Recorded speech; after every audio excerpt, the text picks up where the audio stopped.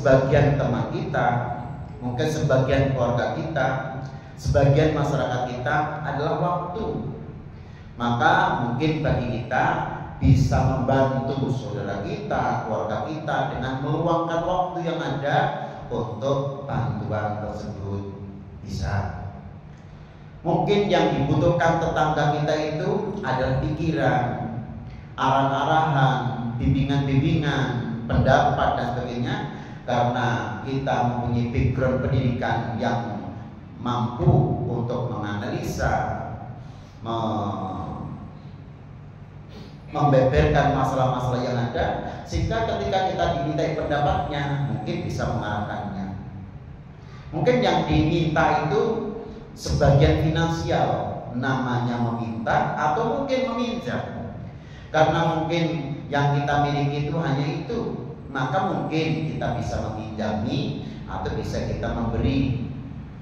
Mungkin yang diperlukan bukan lagi waktu, bukan lagi finansial, bukan lagi pikiran, tapi yang diperlukan adalah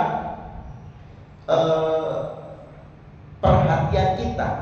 Maka kita ikut memperhatikan itu bagian daripada membantu. Maka jadilah orang yang bermanfaat bagi teman, jadilah orang yang bermanfaat bagi keluarga, jadilah teman yang bermanfaat bagi masyarakat. Apapun yang dimintai pertolongan, mungkin selama kita mampu, berikanlah pertolongan itu.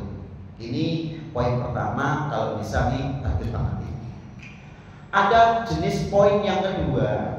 Kedua itu memang sudah masuk kepada profesionalisme. Diibaratkan orang tuh kadawa seperti obat. Obat itu hanya akan dimanfaatkan, hanya akan digunakan oleh orang yang sakit. Itu pun ketika sakitnya sudah sembuh, maka obat itu sudah tidak lagi akan digunakan. Maka yang kedua ini profesi-profesi tertentu, misalnya dokter. Dokter sangat bermanfaat bagi orang yang sedang sakit. Maka luar biasa pertolongan seorang dokter kepada orang yang sakit, sehingga orang yang sakit bisa sembuh. Ini memang hanya bisa dilakukan orang yang berprofesi sebagai dokter. Tapi jangan sakit hati. Suatu saat dokter ini mungkin tidak lagi akan dimanfaatkan ketika orang yang sakit itu sudah sembuh. Contoh satu. Dua, ada orang mungkin yang berprofesi sebagai seorang engineering, sarjana teknik, insinyur. Maka orang-orang yang punya basic sarjana teknik, insinyur, engineering ini banyak dibutuhkan ketika orang sedang akan membangun tentang luas tanah, kontur atau bentuk tanah, kedalaman air, kemudian tanah ini bisa dibangun dengan tingkat atau tidak, kemudian gambarnya bagaimana. Untuk menghitung pembangunan itu perlu kalkulasi semennya berapa, perlu pasir berapa truk, perlu besi ukuran berapa. Ada istilah wolu, kuru, wolu lemu, sampai ukuran dulu kita membangun ini somanas. Yang kita untuk bangun tingkat ini dengan ukuran 19 susah untuk cari di Solo, kecuali tempatnya Budaton. Nah, misalnya dulu begitu. Nah, yang paling tahu tentang bangunan adalah orang engineering. Tetapi ingat bahwa suatu saat engineering ini, seorang yang punya profesi seorang insinyur ini mungkin suatu saat tidak akan lagi digunakan ketika bangunan itu sudah jadi. Tetapi seandainya tanpa ada seorang engineering, bangunan-bangunan di berbagai tempat juga tidak akan terwujud. Maka keberadaan engineering ini luar biasa manfaatnya. Ketiga, mungkin yang dibutuhkan masyarakat karena dia sedang tidak bangun, badannya juga sia-sia saja, tidak ada masalah. Mungkin yang dibutuhkan itu adalah tentang bagaimana akan berangkat ke luar negeri. Nah, ketika seseorang akan berangkat ke luar negeri, tentunya orang-orang yang sudah punya hubungan, kamu harus berhubungan dengan imigrasi. Ketika nanti di kantor imigrasi yang surat-surat yang harus disiapkan adalah paspor, visa, mata uang yang akan berlaku di sebuah negeri yang kamu ingin tuju. Pertama kamu datang, maka yang harus ditemui adalah siapa-siapa. Nah, orang ini ketika sudah sampai di tempat, mungkin sudah tidak lagi akan berhubungan dengan orang-orang yang melantarkan seseorang untuk bisa keluar negeri. Nah, sekarang yang kedua, bagaimana caranya agar orang-orang yang berprofesi seperti ini berguna bagi teman, berguna bagi keluarga, berguna bagi masyarakat, walaupun suatu saat ketika urusannya sudah selesai tidak lagi kita gunakan. Maka paling bagus adalah panjenengan sosialisasikan profesi panjenengan di tengah-tengah keluarga, profesi panjenengan di tengah-tengah masyarakat, agar orang tahu ternyata panjenengan ini seorang tabib, dokter. Ternyata panjenengan seorang engineering, seorang insinyur. Ternyata panjenengan seorang guru. Ternyata panjenengan orang yang terbiasa mengurusi urusan luar negeri. Begitu orang tahu, sampaikan. Barang siapa ingin bangun nanti bisa hubungi kami. Untuk lingkungan di sini tidak usah bayar full, cukup 50%. Lumayan, kita hanya 50% dibayar. Bagi para bapak ibu yang mempunyai keluhan sakit, bisa menghubungi kami di nomor WA berikut ini. Untuk di lingkungan kami atau di lingkungan kita, panjenengan tidak harus bayar full sebagaimana di rumah sakit, cukup membayar obatnya saja, dokternya tidak usah bayar. Kalau ini bisa dikerjakan orang-orang yang berprofesi seperti ini, luar biasa bentuk pertolongan panjenengan kepada orang yang sedang membutuhkan. Tapi ada juga keberadaan manusia di tengah-tengah teman, di tengah-tengah keluarga, di tengah-tengah masyarakat itu ada orang yang mempunyai tipologi ketiga. Kada seperti penyakit yang setiap orang tidak akan membutuhkannya, bahkan akan menjauhi penyakit tersebut. Tidak bisa kita pungkiri, kadang-kadang sebuah keluarga ada satu menjadi penyakit dalam keluarga tersebut. Kadang-kadang sebuah komunitas masyarakat ada satu orang menjadi penyakit di masyarakat tersebut. Namanya penyakit, ini kata para dokter, mungkin kata para perawat, penyakit itu hanya dua. Satu, diobati apabila masih bisa sembuh. Tapi ketika sudah diusahakan untuk diobati dengan berbagai macam caranya, ternyata semakin parah, harus diambil tindakan yang kedua. Dan ini sesuatu yang mestinya bisa dihindari kalau bisa, tapi seandainya harus dilakukan, ya harus dilakukan. Apa itu? Amputasi. Harus dipotong yang sakit itu. Nah, kadang-kadang hidup di sebelah keluarga, di masyarakat juga demikian. Ada tipologi orang yang ketiga, emong ganggu keluarga, ganggu masyarakat. Itu banyak dua. Satu, dinasihati.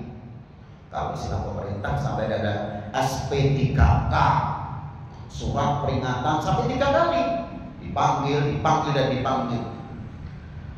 Ketika sudah ada beberapa panggilan dan juga tidak ini, ya harus dilebokke, dipunjoro, harus dipotong, harus diamputasi.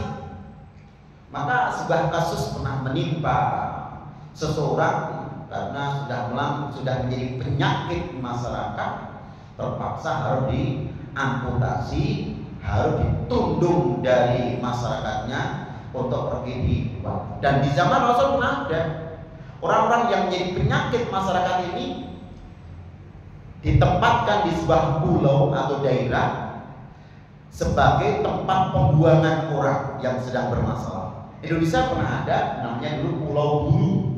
Nah, Pulau Buru ini sebuah tempat untuk pembuangan orang-orang yang bermasalah.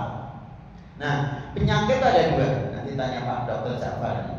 Iso ya tobati, ora iso amputasi. Nah, begitu.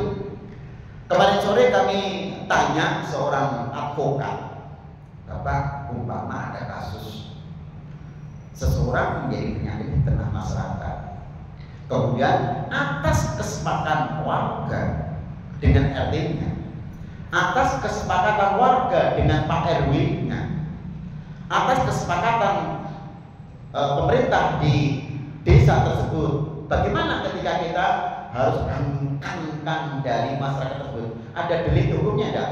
Oh, boleh, enggak apa-apa. Itu kata seorang lawyer yang terbiasa menjadi seorang lawyer, seorang ahli hukum mengatakan seperti itu. Sehingga kan tidak salah ketika seseorang itu menjadi penyakit di tengah-tengah keluarga, di tengah masyarakat, disuruh pergi dari tempat tersebut. Atau kalau itu sebuah usaha, usahanya disegel, tidak boleh operasi. Nah, misalnya dulu pernah ada kasus di sini, ada sebuah rumah digunakan untuk perbuatan cabul. Maka rumah yang digunakan untuk perbuatan cabul sudah diingatkan, sini laki-laki perempuan tidak boleh jadi satu. Ketika penjaringan ngeyel, apalagi sudah ada yang menyampaikan tempat itu sebagai kasus tempat untuk hal-hal yang tidak bagus, terutama campur sampai hubungan intim terjadi, tempat itu harus disegel. Yang menyegel masyarakat, boleh-boleh saja, sah-sah saja, dan itu tidak ada hukum. Dengan catatan, dengan jalan yang baik. Maka tawasau bil haq, saling memberikan peringatan, nasihat itu penting. Ketika masih bisa kita dadani, kita dadani. Tapi kalau kita sudah tidak bisa kita dadani, ya harus diamputasi. Inilah model-model tentang keberadaan seseorang di tengah-tengah masyarakat atau tengah-tengah keluarga. Kemudian yang kedua, Syekh Mawardi dalam kitab Sahih Wasaya Rasul menyatakan seseorang ketika urusannya tolong menolong itu dibagi menjadi 4 tipologi. Tipologi pertama, man yu'inu wa yasta'inu. Tipologi orang yang pertama, orang yang suka menolong, tetapi juga sebaliknya ketika dia punya masalah minta tolong juga kepada orang lain. Maka beliau memberikan komentar, orang yang semacam ini orang yang adil. Yo gelem jaluk tulung, yo gelem nulungi.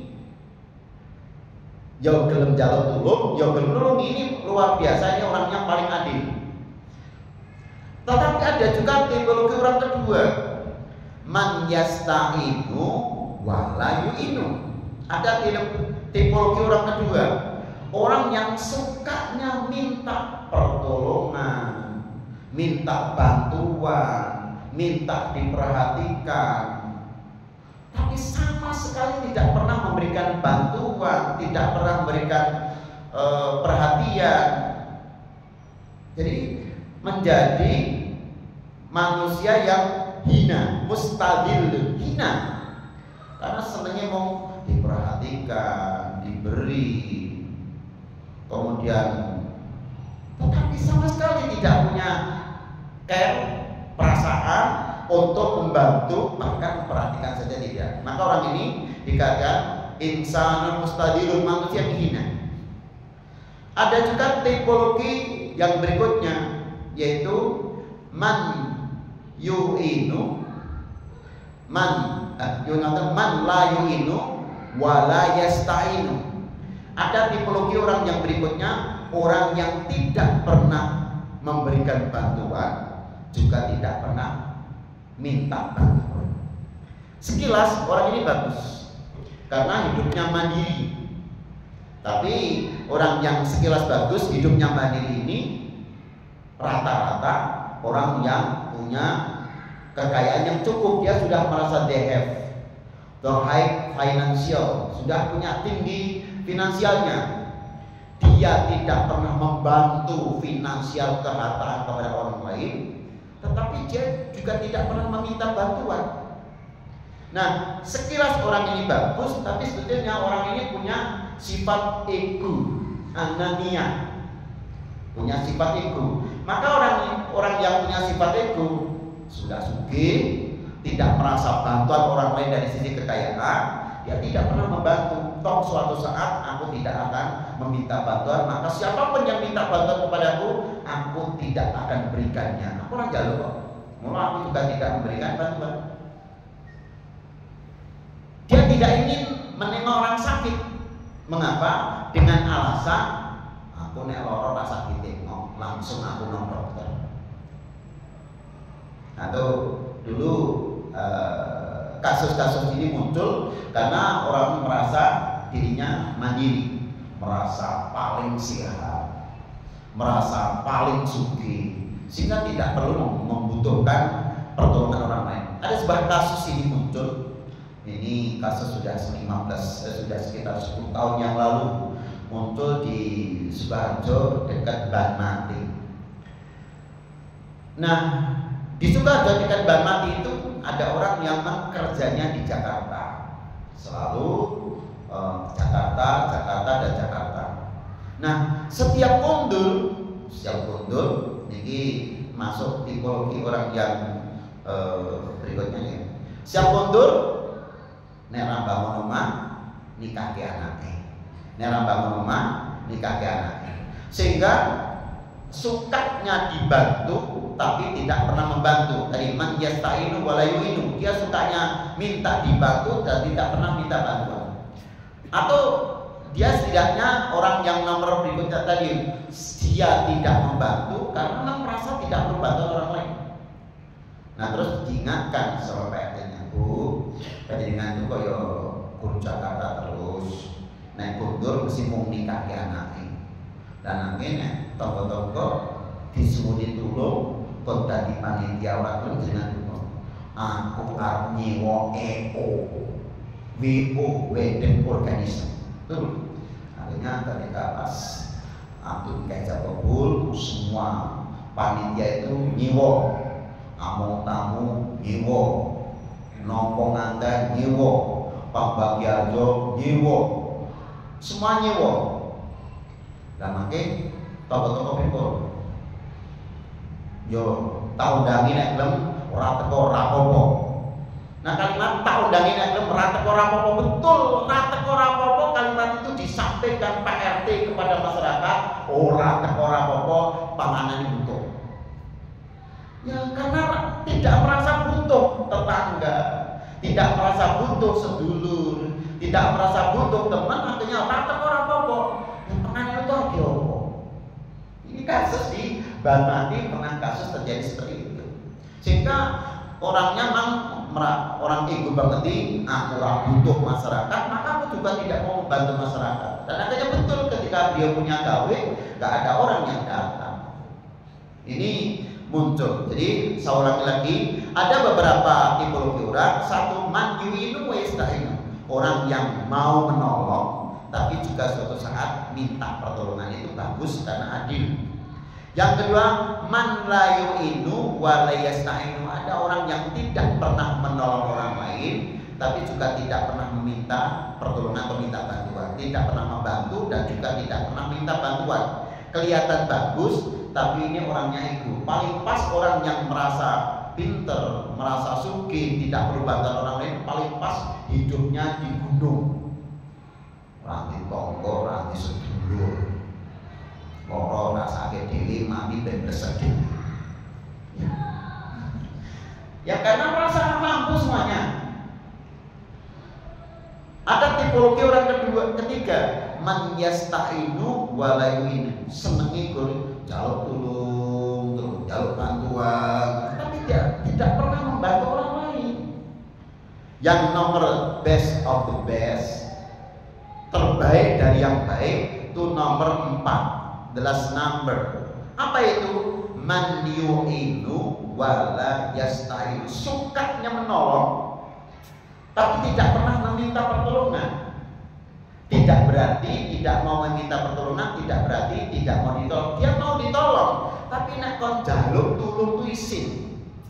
Maka inilah yang dikategorikan dalam Al-Quran, in tansurullaha yansurkum. Kalau kamu mau menolong agamanya Allah, Allah yang akan menolong kamu. Maka pijakannya, dasarnya hanya krono Allah. Sing penting aku bantu, masalah sing tak bantu ketika suatu saat aku perlu bantuan, dia bantu atau tidak, ora masalah. Aku mau njaluke karo Gusti Allah. Yang penting aku pilih masalah dia itu nanti suatu saat ngerti aku apa ora masalah. Karena aku pilih itu melaksanakan sunnah Nabi yen ono sedulur saudara pilih ono. Selesai. Orang ini nyaman banget karena gondelanya, sendenanya hanya Allah, Allah dan Allah. Bapak Ibu yang berbahagia, kemudian kita masuk yang kedua, yaitu contoh-contoh dalam melaksanakan wa ta'awanu 'alal birri wa taqwa wa la ta'awanu 'alal itsmi wal 'udwan. Saling tolong-menolonglah kalian dalam kebaikan dan ketakwaan, dan jangan saling tolong-menolong dalam hal permusuhan dan dosa. Jadi kalau yang baik-baik kita disuruh tolong-menolong, tapi hal yang dosa dan permusuhan tidak boleh. Karena Rasulullah fi ba'di asfarihi fa'amara bi islahi syarr. Ini pernah kami sampaikan menjelang Idul Adha. Suatu saat Rasul melakukan sebuah perjalanan dengan para sahabat beliau. Nah, Rasul menginginkan ketika mampir di suatu tempat itu dia nyembelih kambing. Maka dalam rangka menyembelih kambing itu para sahabat ada yang mengatakan, ya Rasulullah, alayya dabuha ya Rasul, mangke ingkang nyembelih bagian perakat itu kula mawon. Lah kula wis latih, kula ya iso ngerti dungane beleh bismillahi Allahu akbar, inna sholati wa nusuki wa mahyaya wa mamati lillahi rabbil alamin. Yang beleh niku di bawah tenggorokan 3 jari, ditarik atau didorong. Nah, yang putus 4 niki ngarep niku loro, kemudian urat kanan urat kiri berarti loro, semuanya 4. Kok pun ngerti carane beleh. Saya nanti yang nyembelih ya Rasulullah. Wa qala akhar, ya Rasulullah, alayya silhuha ya Rasul. Mangke nek mindo menika sampun dipun pragat, mangke kula sing tukang nguliti. Kula pun pinter nguliti wedhus. Wa qala akhar, orang ketiga, ya Rasulullah, gandeng sing beleh pun wonten, sing nguliti pun wonten, alayya tabuha, mangke kula sing tukang masak. Atau digawe tengkleng iso, digawe sate ampun biasa, digawe tongseng oke, gulai monggo, mangke kula tukang masak ya Rasulullah. Waqala Nabi sallallahu alaihi wasallam, dan Rasul menyampaikan, wa alayya jam'ul hatta, gandeng sing beleh wis ana, sing nguliti wis ana, sing masak ana, aku tukang golek kayu bakar. Lah wis nek sing beleh, nek sing nguliti, nek sing masak, ana kayune apa? Ana jam'ul hatta, aku sing golek kayu bakar. Nyuwun ngapunten Bapak Ibu, golek kayu bakar teng Mekah atau teng Madinah niku ora gampang. Jadi kan tidak di perjalanan itu baru 1 kilo ada siji, 1 kilo ada 1 pohon. Boleh kayu teng niku niku angel, ora kaya teng Ngawi, sambon-sambon wit-witan. Oke. Itu begitu. Ya Rasulullah, nahnu nakfika ya Rasul. Jadi kan enggak usah kita ikut, dia masih banyak sahabat yang boleh kayu. Apa kata Nabi? Baqala Nabi sallallahu qad alimtu annakum takfuni walakin akrahu an atamayyaz alaikum fa inna Allah yakrahu min abdi ya'yaru mutamayyizan. Aku tahu pasti kamu mencegahku, aku tidak boleh ikut campur urusan itu. Tetapi aku nggak suka di antara kita yang bersahabat itu beda-beda ke. Aku gak suka orang beda-beda ke itu. Karena Allah fa innallaha yaqrahu min abdihi ayyarahu mutamayyizan. Karena sesungguhnya Allah benci kepada hamba-hambanya ketika Allah melihat orang itu kok beda-beda ke. Yo nonton ya, sing jaluk terus udah ora tau ngelani. Sing ngenai terus. Itu enggak nyaman. Paling nyaman itu gantian. Suatu saat mau memberi, suatu saat minimal dikei yo gelem. Suatu saat menolong, suatu saat minta tolong itu boleh. Ning nek ora tau nolong kok jaluk terus itu jenenge gorila. Napa Pak? Gandul wae. Senengane gandul. Nah, ini gandul. Kalau mangke bonceng nggih. Bonceng apa nih? Anak mampir barang ya bonceng. Sepedanya bonceng, mampir bonceng. Sepedanya dilarang gembos. Mangko pake Mas. Astagfirullah, sepedanya dewi kon mau pake lho. Kamu kok dhewe enggak? Nah, ini orang-orang tipologi suka gantung, suka memeras tenaga orang lain, memeras finansial orang lain, suka mempergunakan kemampuan orang lain. Orang tipologi ini pemalas, bakhil, pelit.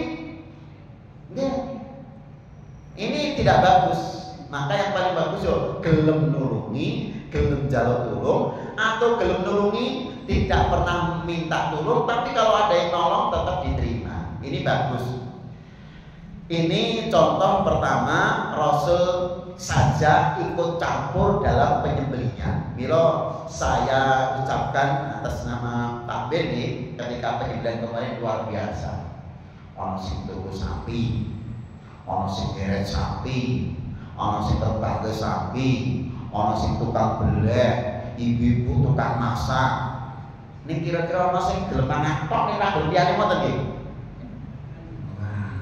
Senenge mau melu mangane mengke badur, melu mangane kok blas liyane ra gelem nulung. Mugi-mugi mboten wonten. Upama ono nggih wong ra makan bengi. Yo napa tadi karo guyonan teman. Ya kok gitu. Yang kedua, ta'awanus sahabat fi binai Masjid Nabawi. Yang kedua, contoh bagaimana seorang sahabat Rasulullah dalam rangka membangun Masjid Nabawi. Ini sudah yang kesekian kami sampaikan. Tanah itu miliknya Bani Najjar, Sahal dan Suhail. Kemudian Rasul mengatakan, ya Bani Najjar ta'minuni, kamu jual saja tanah itu kepada kami, akan kami bangun masjid. Apa kata Bani Najjar, Sahal dan Suhail? La wallah la natlubu thamana illa Allah. Aku tidak minta bayaran, aku tidak ingin menjual tanah itu kecuali akan aku wakafkan untuk Allah Subhanahu wa taala. Faqala Anas, maka Nabi ma'akul lakum, Anas bin Malik kemudian menyampaikan tentang kondisi tanah itu. Nah, Masjid Nabawi itu semula adalah di dalamnya ada kuburannya kaum musyrikin. Yang kedua, di dalamnya ada beberapa pohon kurma. Dan di tanah itu dulu tidak rata, tapi naik turun. Maka oleh Rasulullah SAW dikatakan, nanti kuburannya diambil tulang-tulangnya. Setelah diambil tulang-tulangnya, yang kedua tanah itu diratakan. Yang ketiga, pohon-pohon kurma itu nanti ditebang. Nanti bisa kita gunakan sebagiannya yang sudah ini bisa kita gunakan sebagai sarana untuk bangun, dan itu nanti dijadikan yang tempat itu menjadi kiblat. Akhirnya tanah itu diratakan oleh orang-orang Muhajirin dan Ansor. Jadi seorang lagi tanahnya dari Sa'ad dan Suhail. Yang membangun itu Utsman bin Affan dan Abdurrahman bin Auf.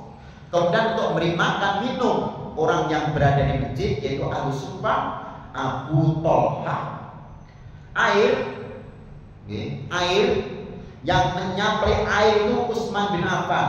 Nah, Utsman bin Affan malam ini nggak ada karena ternyata meh rampung rakyat banyu. Saya sampaikan kepada penjaringan besok kalau kajian praktikum banyu sak gelas itu disediani. Mosok sekian orang tidak ada Utsman bin Affannya. Nah, monggo besok ada yang memerankan diri sebagai Utsman bin Affan, ya tak sak gelas itu ya dikei. Bapak-bapak semuanya, ibu semuanya itu. Kemudian yang berikutnya, siapa takmir masjidnya? As'ad bin Zurarah. Nah, inilah Masjid Nabawi. Maka saat itu tanah diratakan, pohonnya ditebangi, dijadikan sebagai masjid.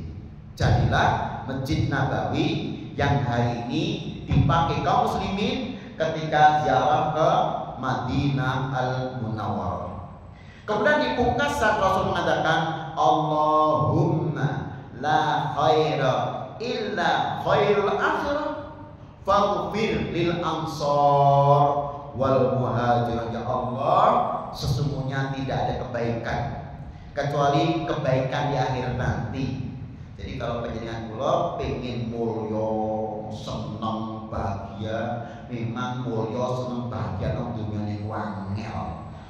Mulya seneng bahagia yang sesungguhnya adalah mulya bahagia di akhir nanti. Ya Allah, ampunilah orang-orang Ansor yang menerima kami dari orang Mekah datang ke Madinah ini, dan juga orang-orang yang hijrah dari Mekah ke Madinah. Jadilah antara orang Ansor dan orang Madinah bersaudara. Maka program Nabi dari Mekah ke Madinah ada dua mimbar. Satu membangun masjid, yang kedua mempersaudarakan kaum Muhajirin dan kaum Ansor. Contoh kedua. Contoh ketiga adalah ta'awanul Ansor ma'al Muhajirin ba'dal hijrah. Tolong menolongnya penduduk Ansor di kota Madinah dengan orang-orang Muhajirin yang datang dari Mekah ke Madinah. Contoh ini juga pernah kami sampaikan, yaitu Abdurrahman bin Auf dengan Abdullah bin Rabi al-Ansari. Penuturan dari pengakuan dari Abdurrahman bin Auf mengatakan begini, lamma qadimna al-Madinah akha Rasulullah baini wa baina Sa'ad bin Rabi al-Ansari. Ketika kami datang ke Madinah, maka Rasul mensaudarakan aku dengan Sa'ad bin Rabi al-Ansari. Faqala Sa'ad bin Rabi al-Ansari, kemudian setelah aku dipersaudarakan Sa'ad bin Rabi al-Ansari, Sa'ad bin Rabi al-Ansari mengatakan demikian, ya Abdurrahman bin Auf, inni aktsarul ansor malan. Ya Abdurrahman bin Auf, saya ini tidak pamer. Mong perlu kamu tahu ya, aku ini wong paling sugih sama Madinah. Kalau kamu mau, karena kamu datang dari Mekah ke Madinah, rambo duit, sakok simulakan istamani, akan aku berikan kepada Anda separuh dari hartaku. Wah, mau jos tenan ini. Separuh hartanya dikasih Abdurrahman bin Auf dari orang Madinah yang dipersaudarakan Rasulullah. Wangdur zaujatai, aku dibujuk luru, kelihatan bojoku loro kuwi, yen kowe gelem pilihan salah siji. Aku sing mbok pilih kuwi tak cerai. Tapi tak nikahke karo kowe, enak nang iki. Duit dikai separuh. Bojo loro yo dikai separuh. Nah, ora penak. Dikai duit separuh dari harta separuhnya. Di bojo loro nadoren, bojoku aku di bojo loro nadoren. Kok sing tok senengi sing tak cerai tak nikahke karo kowe. Umpami panjenengan kula sing ditawani bapak-bapak pripun? Nggih, ngoten apa? Pripun nggih?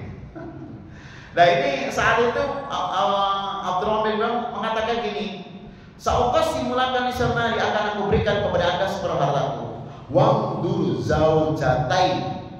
Lihatlah dua istriku. Hawita, mana yang kamu sukai, nazaltu laka anha, akan aku turunkan, maksudnya akan aku ceraikan. Kemudian akan aku nikahkan dengan engkau. Wa idza halat tazawwajha, nanti sebenarnya tak selesai. Nanti ketika masa iddahnya rampung, nanti kamu nikahi. Apa kata Abdurrahman bin Auf? La hajatan li bidzalika. Saya tidak membutuhkan harta panjenengan yang separuh. Saya juga tidak merusui keluarga panjenengan.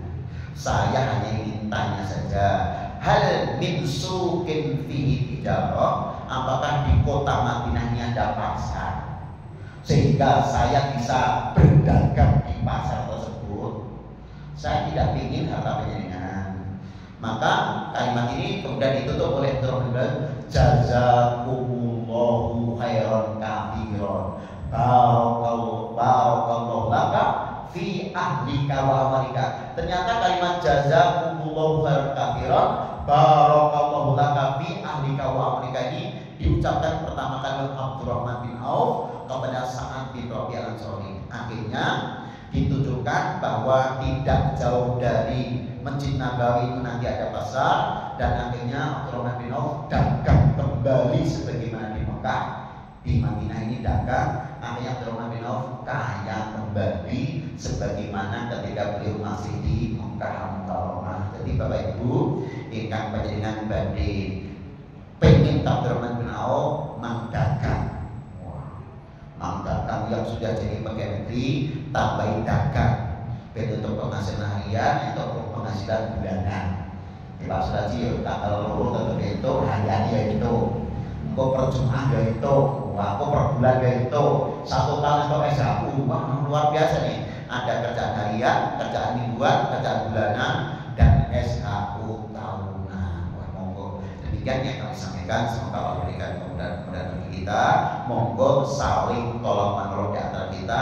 Gak ada orang the best of the best kecuali bisanya saling tolong menolong. Semoga Allah memberikan arahan-arahan, bimbingan-bimbingan kepada kita, dan kita menjadi sebuah komunitas yang baik yang saling tolong menolong di bawah naungan ilahi rabbih. Subhanaka Allahumma bihamdika asyhadu an la ilaha illa anta astaghfiruka wa atubu ilaik. Wassalamualaikum warahmatullahi wabarakatuh.